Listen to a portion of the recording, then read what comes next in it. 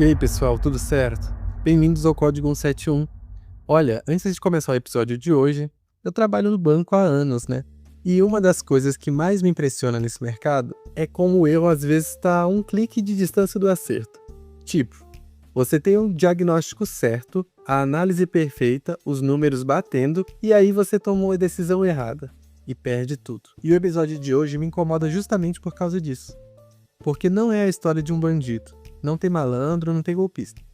É a história de um executivo respeitado, experiente, que sabia exatamente o que estava fazendo. E ainda assim, perdeu 1,4 bilhão em 48 horas. Sabe aquele ditado? Nunca aposte mais do que você pode perder? Esse cara apostou o banco inteiro e não deu certo. Então senta aí, ajeita o fone, porque hoje a gente vai para janeiro de 1999, para o meio da maior crise cambial do Brasil, para dentro do Banco Marca. E eu vou te mostrar como uma certeza de 99% pode te quebrar quando você aposta 100%. Bora lá! Para você entender essa história, a gente precisa voltar um pouquinho no tempo. 1994, Plano Real. Você lembra?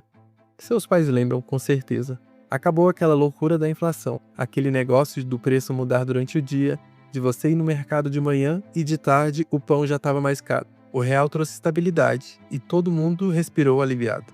Mas cara, tinha um problema técnico rolando nos bastidores. O governo estava segurando o dólar artificialmente. Tipo assim, o dólar deveria subir naturalmente, mas o governo não deixava. Como? Vendendo o dólar das reservas internacionais do Brasil. Imagina você ter uma piscina inflável, tá vazando água, mas você fica ali com a mangueira enchendo de novo. Funciona? Funciona. Por quanto tempo? Até a água acabar. E lá por 1998, o pessoal do mercado financeiro começou a perceber. Cara, o governo não vai segurar isso para sempre. Uma hora o dólar vai disparar. A gente precisa se proteger disso. Ou lucrar com isso. E aí entra Salvatore Cacciola. Cacciola não era um maluco. O cara podia ser seu tio rico, sabe? Cinquentão, bem-sucedido, respeitado no mercado financeiro de São Paulo, dono do Banco Marca, que era um banco tradicional, andava de carro importado, frequentava clubes exclusivos, conhecia todo mundo que era alguém na Faria Lima, e o cara entendia de mercado. Não era um aventureiro, era um profissional com décadas de experiência, MBA, conselheiro de empresas, tipo aquele cara que quando fala, todo mundo para escutar. E em dezembro de 98, ele olhou para os números, conversou com economistas, analisou as reservas do governo e chegou numa conclusão. O real vai desvalorizar. Não tem como evitar. E olha, tecnicamente, ele estava certo. O governo brasileiro realmente não ia conseguir segurar o dólar para sempre. As reservas estavam acabando. A pressão dos mercados internacionais era absurda. Todo mundo no mercado financeiro sabia disso. O problema não foi o diagnóstico, foi o tamanho da aposta. Cacciola montou uma operação chamada Venda a Descoberto de Dólar. Calma. Funciona assim. Você aposta que o dólar vai subir, certo? Aí você pega o dólar emprestado hoje no mercado, vende esse dólar por 1,20, que era o preço na época, e quando o dólar subir para R$ 2, você compra de volta mais caro, devolve o dólar que pegou emprestado e fica com a diferença. Faz sentido? É basicamente apostar na alta do dólar. Só que tem um detalhe técnico aí que ferrou Cacciola, mas a gente chega lá. O problema é, Cacciola não apostou R$ 1.000, não apostou 1 milhão, ele apostou 1,4 bilhão. 1 bilhão e 400 milhões de reais. É tipo você vender o carro, a casa, tirar empréstimo com tudo que você consegue, banco digital, com a sua mãe, agiota, pegar dinheiro com o cunhado, com a família e colocar tudo numa única aposta da loteria. Porque você tem certeza que vai dar certo. Cacciola tinha certeza. 13 de janeiro de 1999, quarta-feira, o Banco Central do Brasil faz um anúncio. Não vamos mais segurar o dólar. Acabou. Soltou. Câmbio flutuante. O dólar dispara de 1,20 para 1,98 em 2 dias. E Cacciola? Cara, ele tinha razão. O real desvalorizou exatamente como ele previu. A análise dele estava perfeita. Só que ele apostou na direção técnica errada.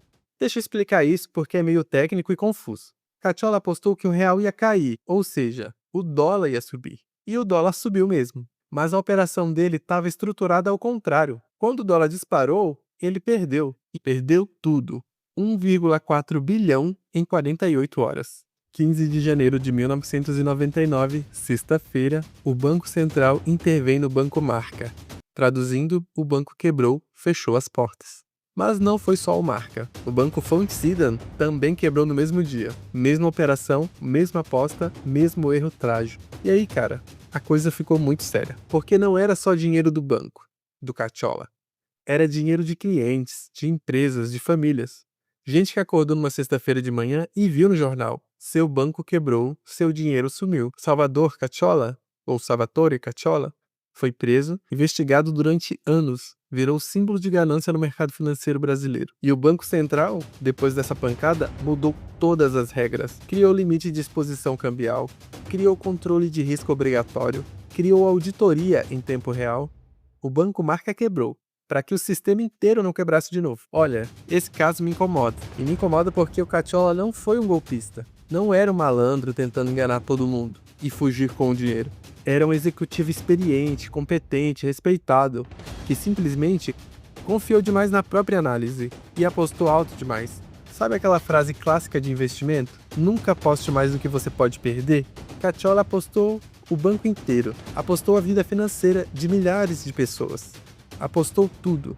E quando você faz isso, não é coragem, é irresponsabilidade. A diferença entre um trader experiente e um apostador compulsivo, às vezes, é só o tamanho da aposta. Cacciola cruzou essa linha. Ele podia estar 99% certo, mas apostou como se tivesse 100% de certeza. E esse 1% de diferença quebrou o banco, quebrou famílias, mudou o mercado financeiro brasileiro para sempre. E o Brasil inteiro pagou por isso. Então é isso, pessoal. O caso do Banco Marca não é sobre ser esperto ou burro, não é sobre conhecer ou não conhecer o mercado. É sobre saber o limite, sobre entender que no mercado financeiro não existe certeza absoluta. Você pode ter a melhor análise do mundo, pode estar 99% certo. Mas se você aposta 100% do seu patrimônio, esse 1% te quebra. E foi exatamente o que aconteceu.